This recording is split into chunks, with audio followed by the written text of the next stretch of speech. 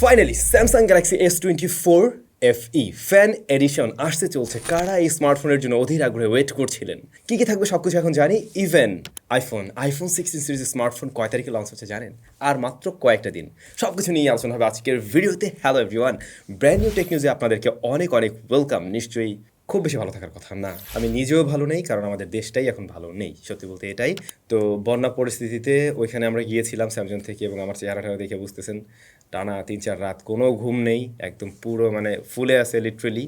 But আবারও রাতে আমরা যাচ্ছি স্যামজন টিম, এবং আমরা এবারে শুকনো খাবার নিয়ে যাব না, এবারে আশা করছি আমরা চাল ডাল এই জাতীয় খাবার নিয়ে যাব, যে সমস্ত এরিয়াগুলো শুকাতে শুরু করছে সেখানে।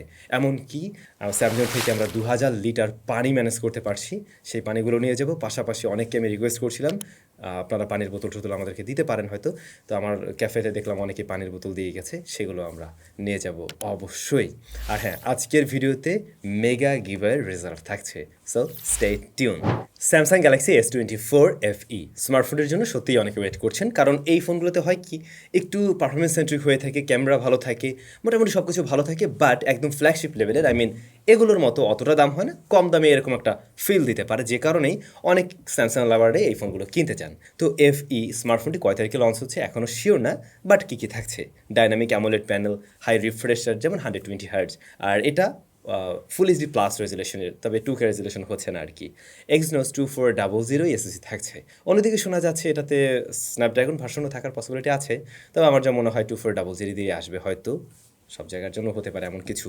ক্যামেরায় 50, 8 এবং 12, মানে রিয়ারের ক্যামেরা, এখানে main shooter, ultrawide shooter, telephoto shooter, আর ফ্রন্ট ফেসিং ক্যামেরায় রয়েছে 10 মেগাপিক্সেলের শুটার। বোথ সাইডের ক্যামেরা দিয়ে ভিডিও রেকর্ড করা যাবে 4K 60 FPS-এ। ব্যাটারির ক্ষেত্রে 4560 mAh এবং 25 ওয়াটের চার্জিং সিস্টেম সাপোর্ট নেবে।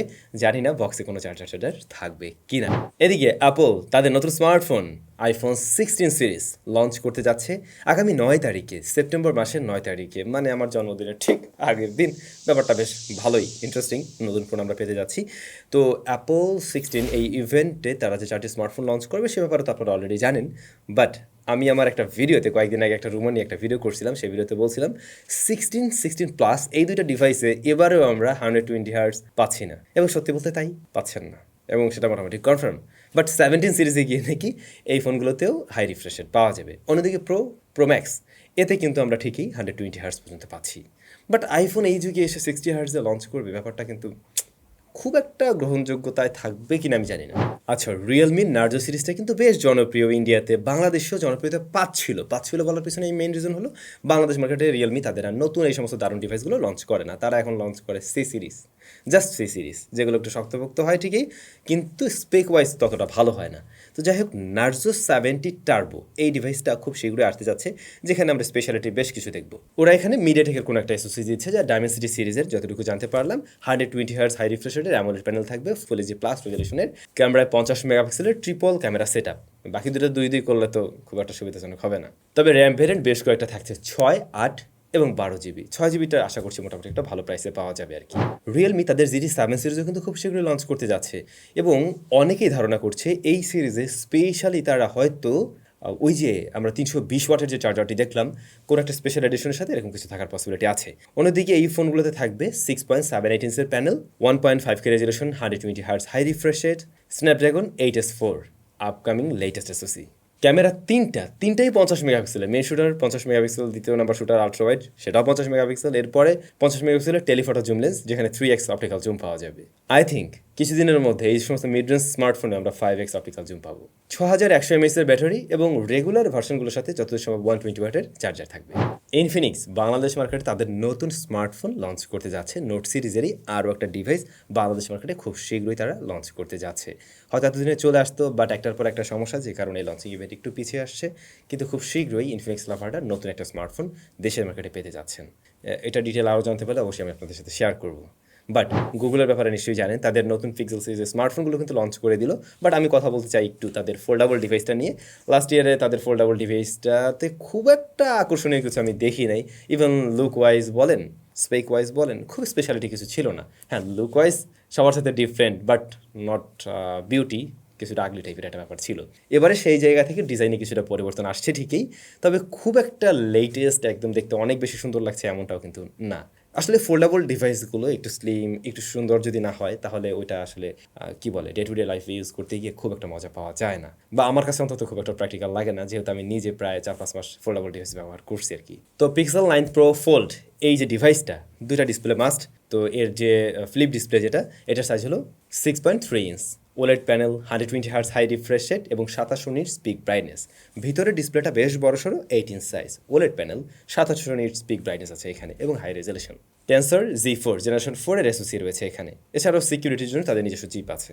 ক্যামেরা রিয়ারে আর কি 48 মেগাপিক্সেল মেইন, 10-10 করে আরও দুইটা শুটার। ফ্রন্ট ফেসিং ক্যামেরায় দুইটা শুটার, যা হলো 10 মেগাপিক্সেল প্লাস 10 মেগাপিক্সেল।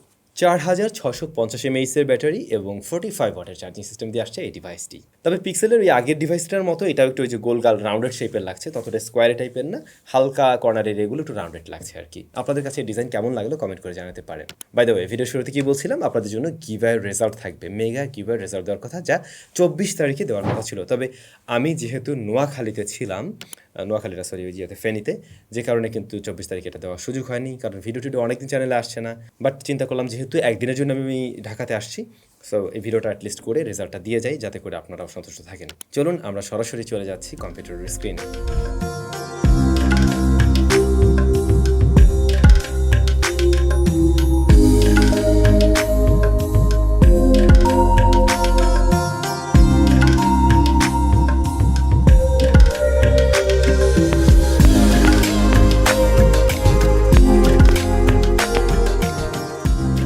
অনেক অনেক অভিনন্দন আজকের ভিডিওর উইনার, আজকের গিভঅ্যাওয়ের উইনারদেরকে। একজন তো মোবাইল ফোন পেয়ে গেলেন, বাকিরা অন্যান্য গ্যাজেটস পেয়ে গেলেন। তো আপনারা অবশ্যই আমাদের সাথে একটু যোগাযোগ করবেন আমাদের ফেসবুক গ্রুপের মডারেটরদের সাথে, এবং আপনাকে ভেরিফিকেশনের পরে, উইনারদের ভেরিফিকেশনের পরে আপনার গিফট আপনার ঠিকানায় অবশ্যই পৌঁছে যাবে।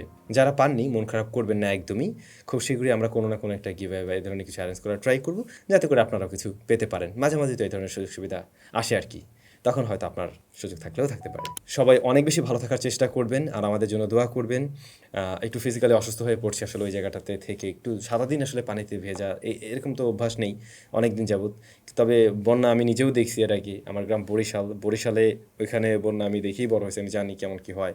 ইভেন সাঁতারও খুব ভালো করে পারি, কিন্তু তারপরও হঠাৎ করে অনেকদিন পরে এত লং টাইম পানিতে ভেজা, যেটা হয়তো আমাদের জন্য একটু কষ্ট হচ্ছে।